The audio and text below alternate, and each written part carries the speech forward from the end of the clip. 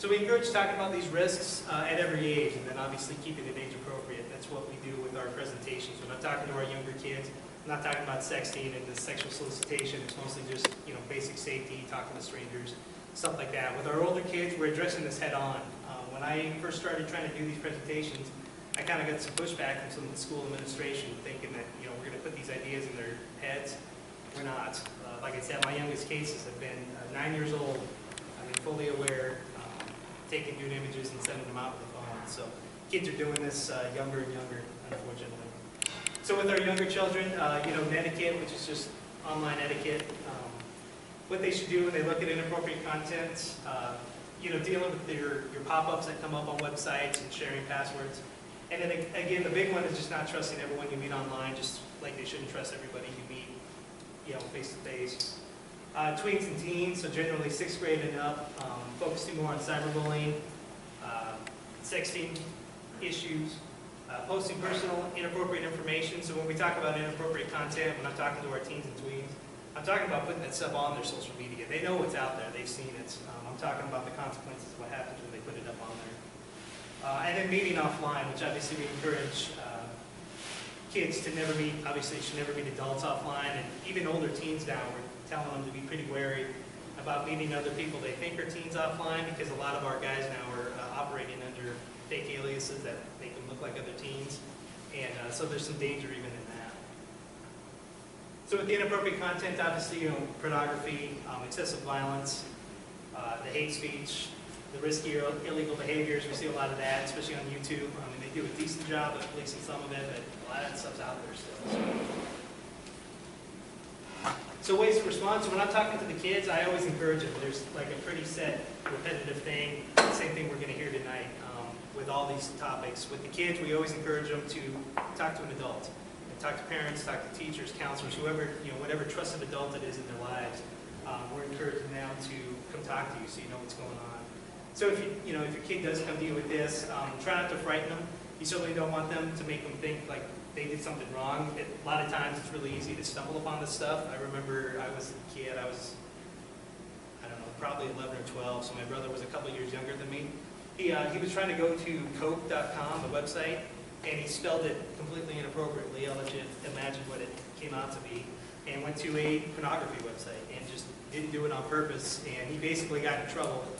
And he was like, I didn't do anything wrong. And then he was really scared to even go on the computer after that. So, if they stumble upon this stuff, it's best just to ask questions, figure out what happened, and then figure out how to address it from there. If you need better filtering, you need to firewall it off.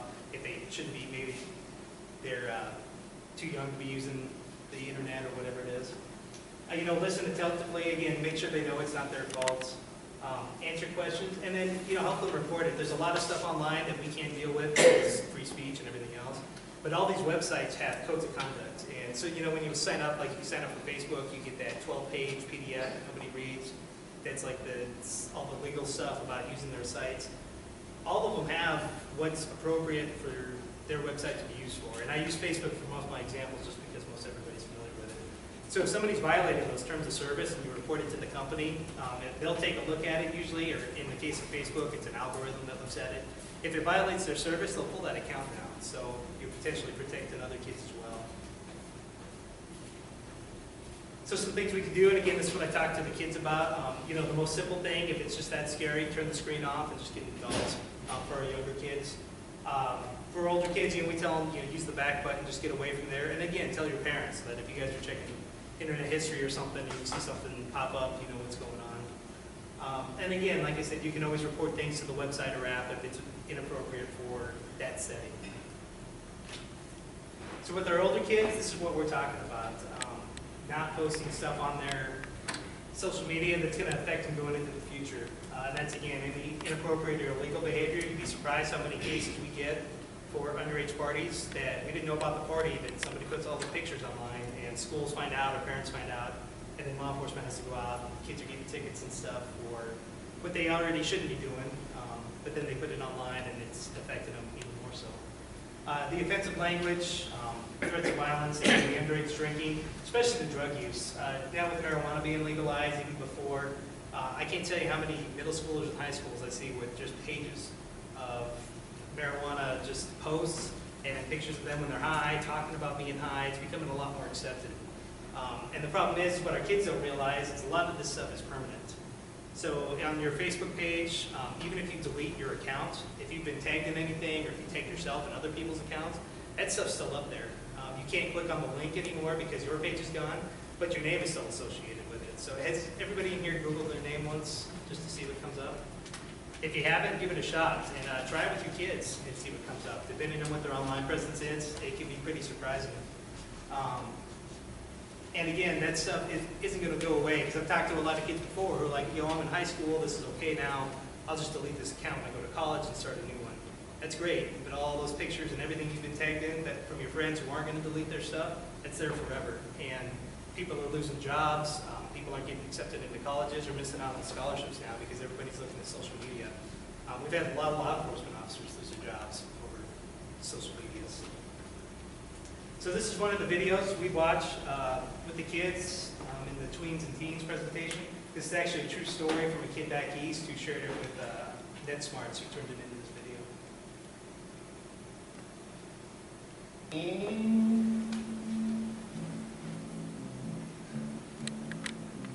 Hey, I'm Eduardo. I'm a junior at NHS. I'm not anything special, pretty normal. I get good grades, and my friends are pretty cool. What's up, Eddie? And even my parents aren't too bad. We love you, mijo. I also do a little swimming. Actually, some recruiters have been checking me out. I'm hoping to get a scholarship for college, so my parents don't have to worry too much about tuition. Last week was a championship meet, and it was awesome. Our team owned it, and I set a school record in freestyle. Someone from the team decided to throw a party, and it was crazy.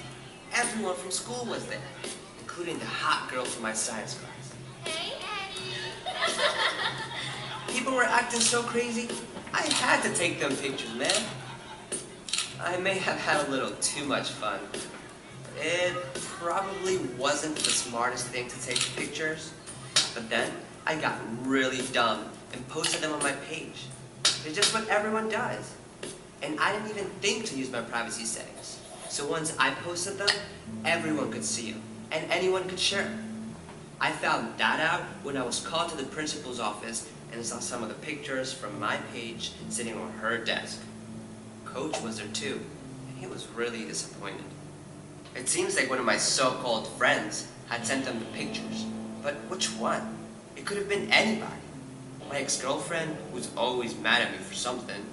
One of my teammates, who seemed kind of jealous. It could have even been some guy I spoke to once in the 9th grade. I guess it doesn't even matter, because I'm the one who put the pictures up there in the first place. Now my principal's saying that I violated the student-athlete code of conduct. I signed it at the beginning of the year, and it's 0 tolerance. Meaning, no more chances. I'm off the team, goodbye scholarship.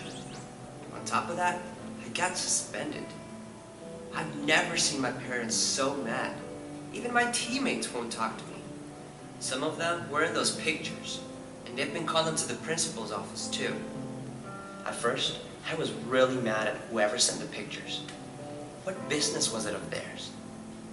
But then, I realized that as soon as I posted the pictures online, I made it their business. It was really all me. I was 2 kinds of stupid. I was the one who broke the rules. And then I posted the pictures online. It was one mistake after another. So that's my story. I used to be this kid, and now I'm this kid. And this was all it took.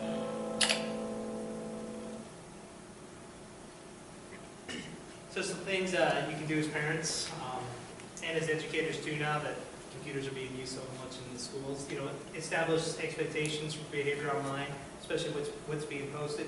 Keep in mind too, I see this a lot with mostly high school kids, some middle school. They don't have just one Facebook page. They have one Facebook page for the family and for the parents, and that's where they post all their good stuff. And then they have their other Facebook page with their friends, and it's usually under some crazy big name. And that's where all this other stuff's going. So something to keep in mind. When we're doing phone exams and stuff, oftentimes I'm seeing at least 1 or 2, sometimes 3 or 4 accounts, depending on which group of friends they're running with. Again, consequences for inappropriate posts. Talk about appropriate usernames. You'd be surprised at what some people come up with for usernames or for passwords. The best you can, try to review comments and pictures, and just keeping in mind that there could be profiles out there that maybe you don't know about. And talk about what their friends are posting. Obviously, as our kids get older, their sources of influence turn more and more to their peers. So from time to time, try to look at what their friends are posting and see what they're seeing in their news stream every day. It's going to be way different from what you're seeing in yours. So we also talk about what's okay to post.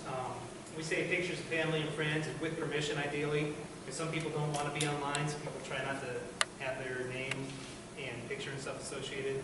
So I always encourage kids to make sure it's okay to post even with your friends. Make sure it's okay to tag people, don't just tag them automatically. Casual conversation in a game, like I said, all the games nowadays, even your phone games, Minecraft and all those, have a chat function in them. So casual conversation obviously is okay. It's when it turns to something else or anything sexual that it's not. And then what's not okay are personal information, and it's passwords, home addresses, home and cell phone numbers, email addresses. Again, to pick on Facebook, that's all the stuff they want you to put on your profile and then make public. I'm not saying it's not wrong to have that stuff on there, but I always encourage parents and kids both to set it to private, to where even your friends have to ask you for it. I shouldn't be able to just go online on the Facebook and search your name and get at least, probably not your passwords, but get everything else just that quick.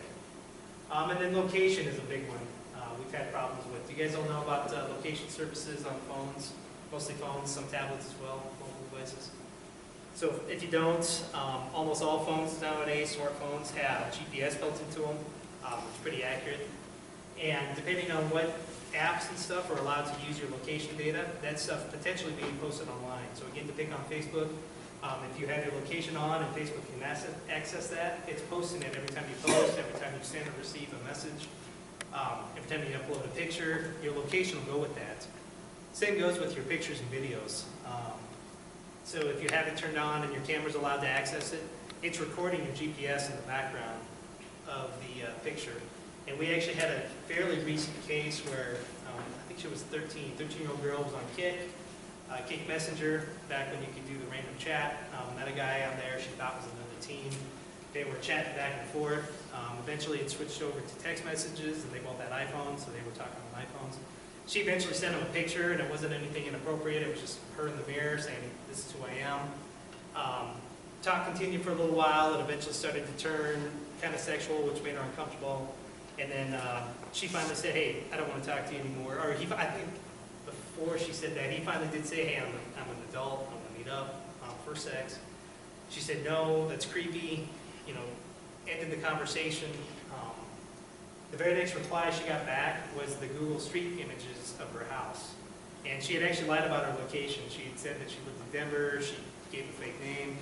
But when she sent that picture of herself, she had her location turned on her phone. So her GPS went out.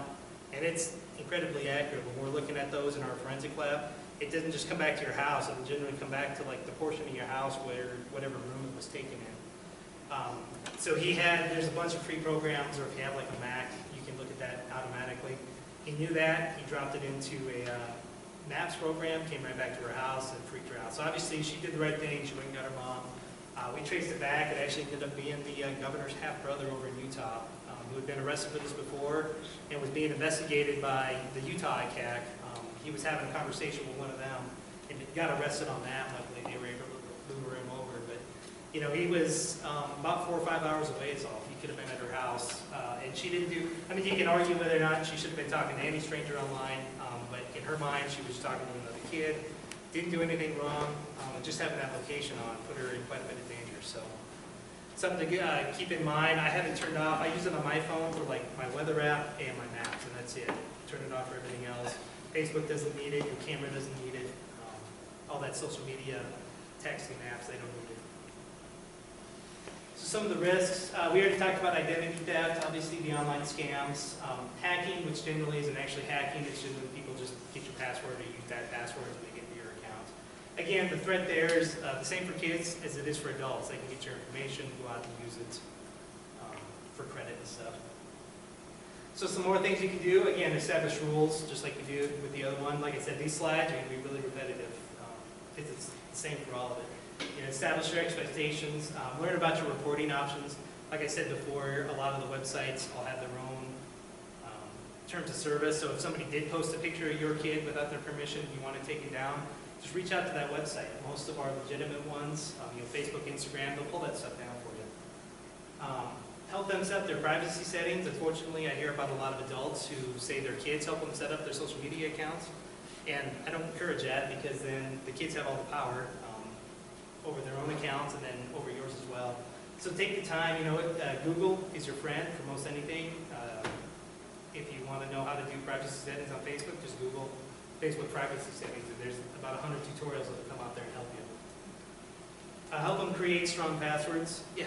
So, when you were saying that, does each separate, like Facebook has its own setting when you were talking about like how it tracks where you are? Each individual app or whatever. Yeah, generally on, so both iPhone and Android, if you go into your, at least on iPhone, I haven't messed with Android in a while. I think it's in security, and then each app has its own permission, so you can generally turn them on or off for individual apps. And a lot of these things, they default to on, so you have to go in and turn them off yourself. Some of them will ask, but a lot of them just default to on. So. Help them create strong passwords. We're having a hard time. I'm sure everybody heard about the big debacle last year between FBI and Apple over the iPhone.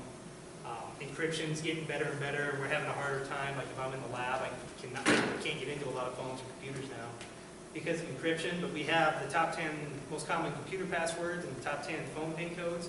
And about 7 or 8 out of 10 times, we can still get in just using those top 10 lists. So it's the same for hackers.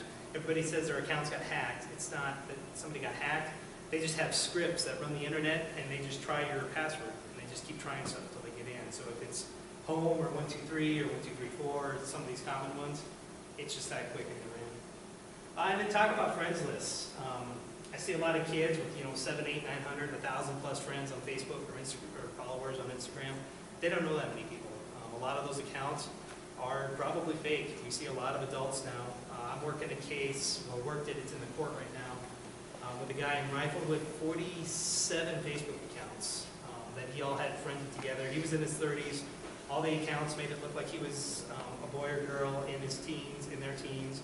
He had them all linked together, so they were all friends with each other, and he would chat basically with himself between these accounts to make it look like a big group of friends. And he was using that network of accounts to go out and target. I think his youngest victim was 11 and oldest was 16 to get nude images of girls. We had the same thing in Texas with, he actually turned out to be a 17-year-old kid who was using a fake Facebook account to contact mostly girls to get images. Unfortunately, he was also then sharing them. My guy in Rifle, luckily, was just keeping them for himself. He didn't share them out. The guy in Texas was sharing them with a ring of other kids or guys who were doing this. We had a local victim here who was the only one who actually reported. So our tip here was what led to them getting the search warrant in Texas. And he had 42 other victims that had never reported, that he had never talked about. And we'll talk a little bit more about sextortion, but he was basically extorting these girls into getting sent stuff and sending some pretty horrible threats. One of the girls almost committed suicide over all this, had never told her parents. So again, this stuff is happening, and it's happening in our area. So go through your kid's friends list from time to time. Just say, who is this? Who is this? Even if it's another teen, they'll just assume, oh, it's a kid. I don't need to ask. You probably do, and if they don't know who it is, just tell them to delete them. It doesn't matter how many followers you have, how many friends you have. They might think otherwise. But. So we'll talk for a little bit about sexting. Did everybody hear what happened down in Canyon City? It's a couple of years ago now, about a year and a half ago. There was a pretty big sexting ring. It was pretty much the whole high school, and it did down into the middle grade, or the 8th grade in middle school.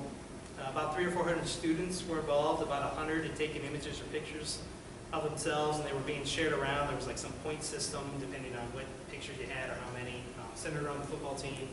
They actually had to forfeit their last game when this broke, and it was big time. It was national news when it came out for the high school. Law enforcement got involved. They had to go in and try to seize all these phones, computers, laptops. You think all the iCloud, Google Drive, all the backup drives. I don't think any criminal charges came out of it. It looked like it was just kids being involved. But there's no way that those images didn't get shared beyond that group. So they're out there. They're out there forever. So that was what prompted us. We heard about that. We wrote a letter to the school administration, and that's kind of what got me over that hump of where a lot of the administration didn't necessarily want me to come in and talk about this stuff, but we that was a pretty glaring example that it is a problem. And obviously, we don't want our area being represented like that. So that was what prompted a lot of these talks. So sexting, obviously, is just sending or posting nude or partially nude images. These statistics are pretty old, well, 3 or 4 years now. Say about 2.5% of teens, and that's 14 to 18, have sexted. About 7% have received sex, because a lot of the stuff gets passed around the schools, either as bullying or just as kids being kids. So why are these kids doing this? Some of it's just to be funny. I actually had a case out west where we had a group of kids in the middle school. They were playing the strip riddle game with their phone. So you had to come up with a riddle. If the other person didn't get it, then you'd take off a piece of clothing, take a picture. The unfortunate part is one of the parents of the kids that was playing this, once we figured out what was, so long story short, kids are kids. Eventually something got shared on Facebook. The school got involved. We started investigating. When I was talking to one of the parents, one of the moms of one of the girls involved, she had been helping a girl play the game, obviously not knowing what the other side of it was, but they were like setting up Christmas decorations. The girl just said, hey, we're playing this riddle game, and they were helping her come up with riddles. And she, of course, after the fact, she was like, it was really strange, because, you know, every now and again, she would disappear into her room for 5 minutes, didn't think anything of it, and then come to find out that they were just messing around.